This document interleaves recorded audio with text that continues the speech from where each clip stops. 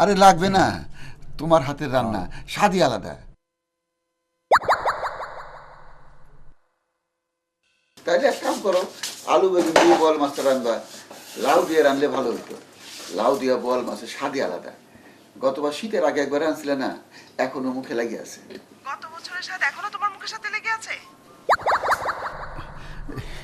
তুমি একটা কচি লাউ কুচি কুচি করে কাইটা। কুচি কুচি না, বোয়াল মাছের সাথে কেউ কুচি কুচি করে লাউ কেটে দেয় নাকি? একটু বড় বড় করে কেটেছিলাম। ও হো, মনে পড়ছে, হ্যাঁ হ্যাঁ হ্যাঁ, বড় করেই কাটছিলা। তোমার একটা নতুন দাও বটি কিনে দিয়েছিলাম, সেইটা দিয়ে কাটছিলা। যা ধার ছিল দাও বটিটার। আচ্ছা, ধার কি এখনো আগের মতো আছে? 1 বছর আগের দা আগের মতোই থাকে নাকি? সর্বনাশ, তাহলে তো তোমার খুবই কষ্ট হইতেছে। ভাইজান একটা জরুরি। তুমি কোনো কিছুই ভালো করে কাটতে পারতেছো না, তোমার কোমল হাত শিলা শিলা ব্যথা হয়ে যাইতেছে। তুমি খুবই একটা খারাপ কাজ করছো। কি খারাপ কাজ করলাম? এই যে তুমি এত কষ্ট পাইতেছো, অথচ আমার কিছুই বলো নাই। না না, আমার কোনো কষ্ট হচ্ছে না, দায়ের ধার এখনো ভালো আছে। যাক, নিশ্চিন্ত হলাম। আচ্ছা, তোমার যে একটা নতুন শাড়ি কিনে দিয়েছিলাম, ধোয়ার পর শাড়ির রংটা কি উঠছে? পরশু দিনে না শাড়িটা ধুয়ে তোমাকে বললাম, কোনো রং ওঠে নাই। ও, বলছিলে নাকি? তুমি রাতে অফিস থেকে বাসায় ফেরার সঙ্গে সঙ্গেই তো বললাম। ও হ্যাঁ হ্যাঁ, মনে পড়ছে। শোনো, নতুন একটা খবর আছে। আরে ভাই, আপনি এত অস্থির হইতেছেন কেন? দেখতেছেন না একটা ইম্পর্টেন্ট আলাপ করতেছি। জরুরি আলাপের মধ্যে অন্য কোনো কাজ করা যায়? চুপ করে বসেন, আপনি যে কাজের জন্য আসছেন সে কাজ হয়ে যাবে। এই কার সাথে ওভাবে কথা বললে? আর বলো না, মাঝে মধ্যে সব উটকা ঝামেলা এসে পড়ে না। শোনো, আজ আমি অফিস থেকে তাড়াতাড়ি ফিরবো। কেন, অফিসে কোনো কাজ নাই? কাজ নাই মানে কাজ করতে করতে নিঃশ্বাস ফেলতে পারতেছি না। আচ্ছা শোনো, তুমি যে একটা বাজার থেকে ব্রয়লার মুরগি আনতে বলছিলা, তুমি তো কইছিলে জব করে না আনতে। আমি তো জবাই করে আনি নাই। আচ্ছা, তুমি কি জবাই করছিলা? করেছি। আচ্ছা, মুরগিটার পেটে কি ডিম ছিল? হ্যাঁ ছিল। থাকবারই কথা। কিনবার সময় দোকানদার আমারে কইছিল, স্যার মুরগিটার পেটে কিন্তু ডিম আছে।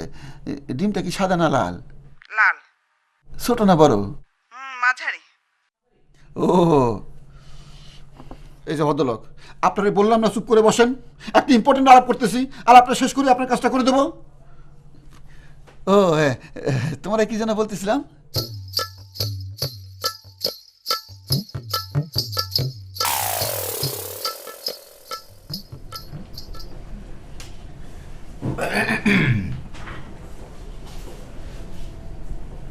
মিস সন্ধ্যা, মিসই তো আপনি, তাই না নাকি? জি আচ্ছা, আপনার সমস্যা নিয়ে আমি অনেক চিন্তা করলাম। জি, টয়লেটে বসেই? হ্যাঁ, টয়লেটে বসি। মানুষের সৃজনশীল চিন্তার জন্ম হয় কোথায় জানেন? কোথায়? ব্রিটিশ একদল গবেষক বলেছেন, সৃজনশীল চিন্তা মানুষের মাথায় আসে 1 গাড়িতে, 2 কথোপকথনের সময়, 3 টয়লেটে, 4 বিছানায় এবং 5 হচ্ছে পানশালায়। আপনার সমস্যাটা তো সৃজনশীলতারই, না? জি, কিছুটা। কিছুটা মানে কি, পুরোটাই তো। দাঁড়ান, জামশেদ সাহেবকে ডেকে আপনার সমস্যাটাকে বলি, আর বাকিটা আমি সামনে।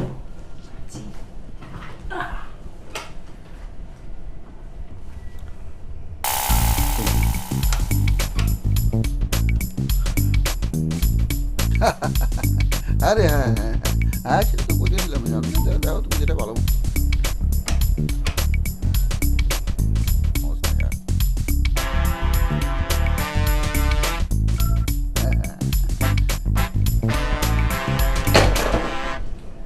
মানুষ এতক্ষণ টেলিফোনে কথা বলে কি করে?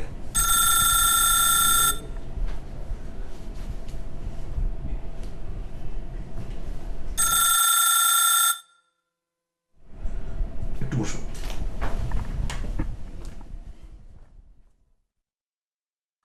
হ্যাঁ, আরে শোনো, তুমি আমাকে যখন যেটা বলছো সেটা আমি শুনি নাই। হ্যাঁ, তুমি কোনোদিন দেখছো আমি তোমার কথার অবাধ্য হয়েছি?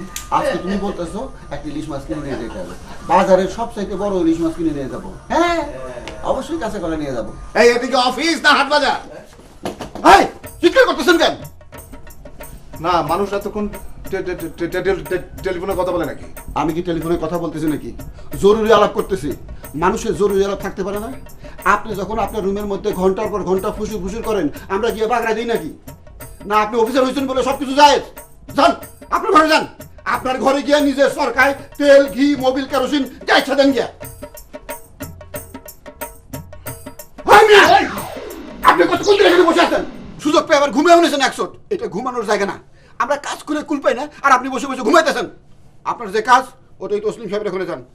আমি জরুরি আলাপ করতেছি, জরুরি আলাপ এখনো শেষ হয় নাই।